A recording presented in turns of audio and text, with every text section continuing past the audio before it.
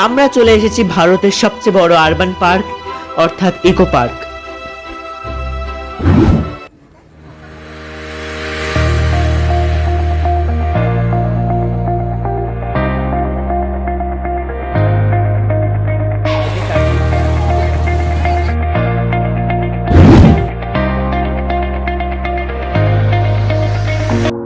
আমরা গাড়িতে রয়েছি এবং আমরা ফ্যামিলির 4 জন মিলে বেরিয়ে গেলাম ইকো পার্কে।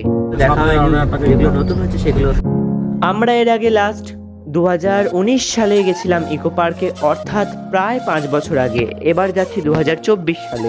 দেন কিছুক্ষণ পর আমরা ইকো পার্কে পৌঁছে গেলাম। এবার আমরা ইকো পার্কের গেট নাম্বার 1 দিয়ে ভিজিট করব।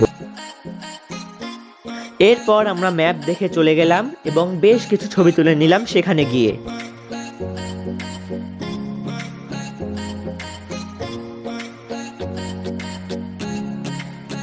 জাপানিজ ফরেস্ট এবং আইফেল টাওয়ারে ওঠার জন্য আমি সবথেকে বেশি এক্সাইটেড ছিলাম, তো আমরা ওখানেই চলে গেলাম। কিন্তু সেখানে যাওয়ার আগে আমরা লেক সাইডে খুব সুন্দর সুন্দর ছবি তুলে নিলাম। এবার আমরা চলে গেলাম জাপানিজ ফরেস্টের দিকে। সেখানে গিয়ে প্রথমেই আমরা লায়ন ডগের সাথে ছবি তুলে নিলাম। দেন অনেক ছবি তোলার পর আস্তে আস্তে ভেতরে প্রবেশ করলাম। সবই ঠিক আছে, কিন্তু এখানে বিয়ে বাড়ির মতো সাজানো দেখে একটু অবাক হলাম। পার্সোনালি মিনি জাপানটা খুব ভালো লাগলো, কিন্তু এরকম সাজ দেখে মেবি আমরা পুরো মিনি জাপান কমপ্লিট করতে পারিনি। যাই হোক, দেখতে চলে এলাম আইফেল টাওয়ারের কাছে। তো আমরা জাপানিজ ফরেস্টটা পুরোপুরি কমপ্লিট করতে পারিনি, কারণ ওখানে কিছু একটা বিয়ে বাড়ি বা কিছু হচ্ছে। ওকে, তো এখন আমরা দেখতে পাচ্ছেন চলে এসেছি আইফেল টাওয়ারের কাছে। আমার পিছনে দেখতে পাচ্ছেন আইফেল টাওয়ার। কিন্তু আমরা সেখানে গিয়ে জানতে পারলাম যে আইফেল টাওয়ারের উপরে ওঠার যে ব্যাপারটা সেটা হয়তো এখনো স্টার্ট হয়নি। তার জন্য আমরা আগে খেয়ে নিলাম। বাড়ি থেকে লুচি আলুর দম বানিয়ে নিয়ে যাওয়া হয়েছিল এবং আমরা এগুলো খেয়ে নিলাম মিষ্টি সহ। তারপর কোল্ড ড্রিঙ্কসও খেয়েছি। এবার যাই হোক, আমরা চারদিকটা খুব ভালোভাবে এনজয় করছিলাম। এখানকার ভিউটা খুব সুন্দর, কারণ এখানে একদম লেক সাইড। তো এখন আমরা সবাই লেক সাইডে দেখতে পাচ্ছেন। লিফটের মাধ্যমে অনেকজন একসাথে আমরা চলে এলাম আইফেল টাওয়ারের উপরে। এবার দেখাবো আইফেল টাওয়ারের উপর দিয়ে ভিউটা কেমন। ওয়াও, বেশ সুন্দর লাগছে। ওয়াও, দেখতে পাচ্ছেন এখানে আইফেল টাওয়ার।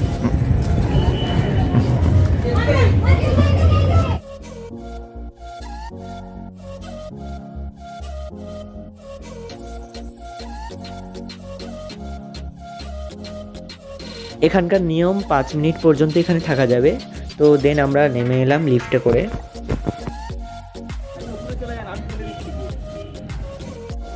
আইফেল টাওয়ারও যথেষ্ট ভালো লাগলো। এরপর একটা ভাঙা লরির সাথে ছবি তুলে নিলাম। এটা কি অষ্টম আশ্চর্য নাকি?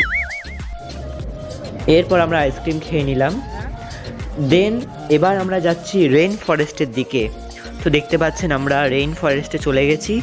তো খুব ভালো লাগলো রেইন ফরেস্টটা, পুরো আমরা সবাই ভিজে গেলাম দেখতে পাচ্ছেন। কিন্তু আমার মা প্রচন্ড চিৎকার করলো এটা দেখে। দেখুন চিৎকার করছে, ভিডিওতে দেখুন চিৎকার করছে। তো দেখতে পাচ্ছেন এখানে একটি অরণ্যের মতো খুব সুন্দর লাগে জায়গাটা। তো এখানে অনেক রকম প্রাণীরা রয়েছে, কিন্তু প্রাণীগুলো রিয়েল না, ছবিটা উঠছে তো আর্টিফিশিয়াল।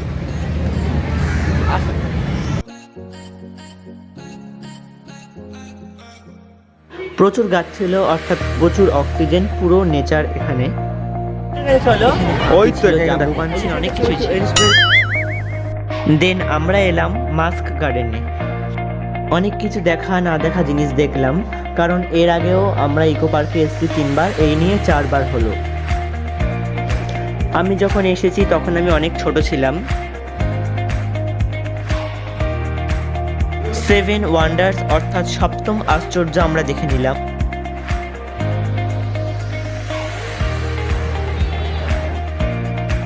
দেখতে পাচ্ছেন এটার একটি ইমোজিও রয়েছে, এটা স্ক্রিনে দেওয়া হলো।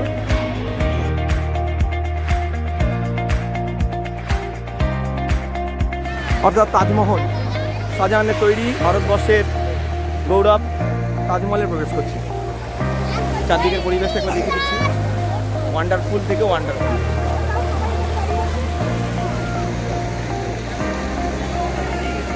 তো আমরা দেন তাজমহল দেখলাম আমরা।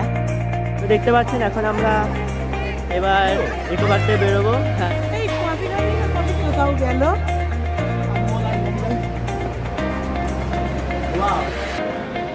এটা হলো চীনের প্রাচীর। থেকে পৃথিবীর উঁচু প্রাচীর। আরে এখান দিয়ে ঢোক না। তারপর এটি হলো হাজার দুয়ারি। কোন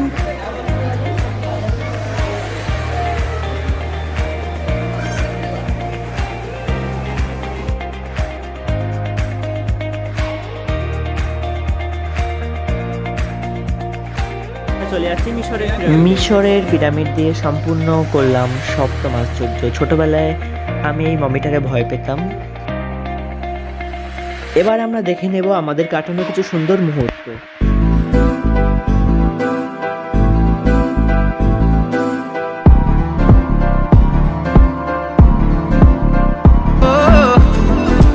तेरे सारे रंग ओढ़ के डंग ओढ़ के तेरा हुआ मैं सबको छोड़ के इश्क नहीं करना नाप तोल के राज खोल के आया हूँ मैं सबको बोल के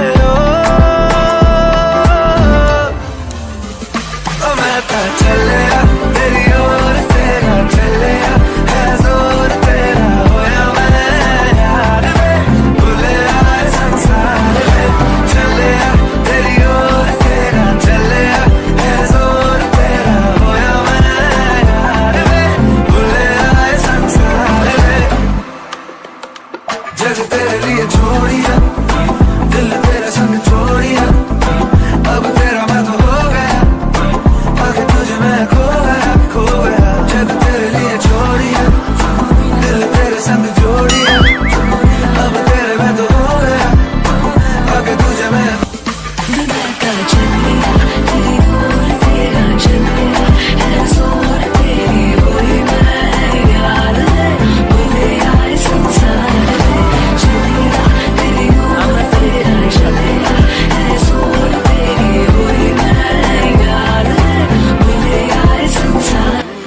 যাতে আপনারা বোর না হন তার জন্য অনেক সিনগুলি ছোট ছোট করে দেখানো হলো। এবং এরকম আরো ভিডিও দেখতে আমার চ্যানেলটিকে সাবস্ক্রাইব করবেন এবং দেখতে থাকুন KTV বেঙ্গলি।